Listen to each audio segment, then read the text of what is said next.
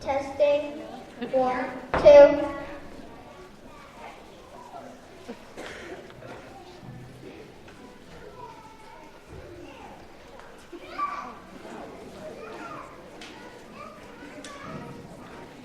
Good evening. My name is Quincy.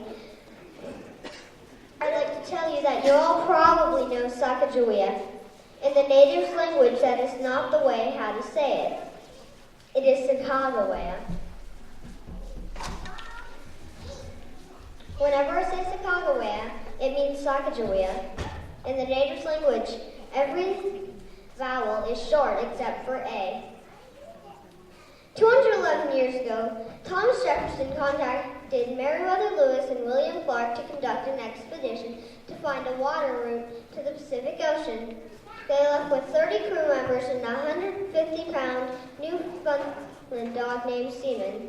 They built a 55-foot keelboat and loaded it with supplies for hunting, trading, and survival.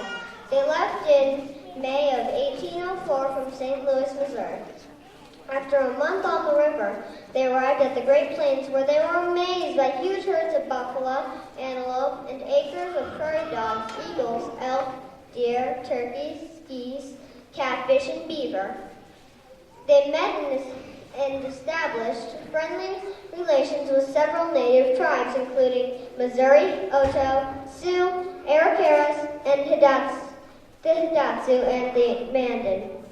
It was late October. Since they really liked the Mandans, they decided to build a fort and spend the winter there. They named the fort after the Mandan tribe. It was Fort Mandan. They met Sacagawea and Charbonneau, who wanted to be hired as interpreters. Sacagawea was 14 years old and gave birth to a baby boy that winter. They named him Little Palm.